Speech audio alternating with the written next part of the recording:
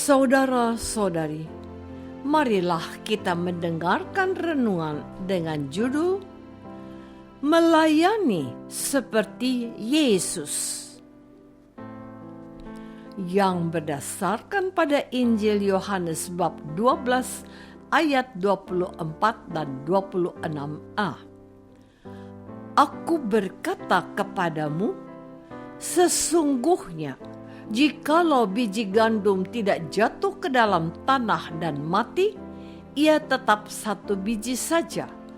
Tetapi jika ia mati, ia akan menghasilkan banyak buah. Barang siapa melayani aku, ia harus mengikut aku. Dalam nama Bapa dan Putra dan Roh Kudus. Amin. Saudara-saudari terkasih dalam nama Tuhan Yesus Kristus. Hari ini, liturgi Gereja Katolik merayakan pesta Santo Laurentius Diakon dan Martir. Dalam khotbahnya, Santo Agustinus berkata, pada hari ini, Santo Laurentius mencapai kemenangannya ketika ia menyepak dunia ramai dan menolak bujukannya, dan dengan demikian ia mengalahkan setan yang mencari jiwanya. Maka dari itu, Gereja Roma menganjurkan agar hari ini kita rayakan. Seperti kamu ketahui, Laurentius menjalankan tugas diakon di dalam gereja. Di dalam jabatan itu, ia melayani umat dengan darah Kristus yang suci. Dan demi Kristus, ia menumpahkan darahnya sendiri. Rasul Yohanes menerangkan misteri perjamuan Tuhan dengan jelas ketika ia berkata, seperti Kristus meletakkan hidupnya bagi kita, demikian juga kita harus meletakkan hidup bagi saudara-saudara kita. Santo Laurentius mengerti akan hal ini dan bertindak mengikuti. Pengorbanan dirinya sejalan dengan apa yang diterimanya di altar. Ia cinta akan Kristus di dalam hidup dan mengikutinya di dalam maut. Saudara-saudari terkasih, firman Tuhan hari ini mengatakan tentang kemartiran seorang Laurentius dalam bacaan Injil suci. Aku berkata kepadamu, sesungguhnya jikalau biji gandum tidak jatuh ke dalam tanah dan mati, ia tetap satu biji saja. Tetapi jika ia mati, ia akan menghasilkan banyak buah.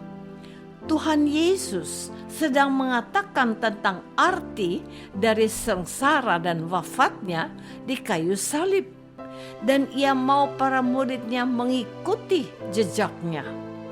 Hal itu nyata benar dalam diri para rasulnya, seperti Petrus yang wafat sebagai martir dengan disalibkan dengan posisi kepala ke bawah menghujam tanah.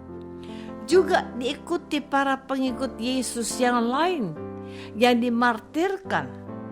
Ajakan Santo Agustinus lagi begini, marilah kita mengikuti jejak Laurentius. Kalau kita sungguh mencintai Kristus, kita tidak dapat memberi bukti lebih nyata tentang cinta kita daripada meneladani Dia.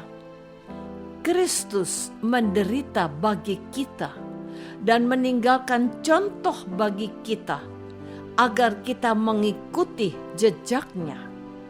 Laurentius dan para martir lainnya mengikuti jejak Kristus sampai menumpahkan darah mereka, sebab darah Kristus dan darah para martir yang tertumpah akan mendatangkan kebaikan dan menghasilkan buah keselamatan kekal.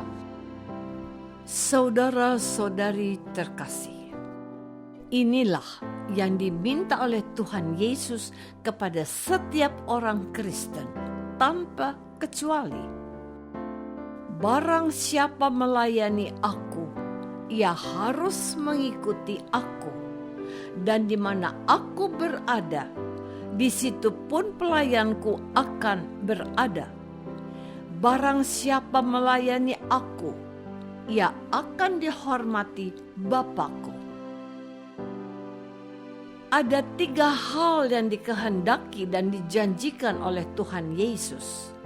Pertama, kalau kita mau melayani Yesus, kita harus mengikuti supaya kita mengerti arti pelayanannya.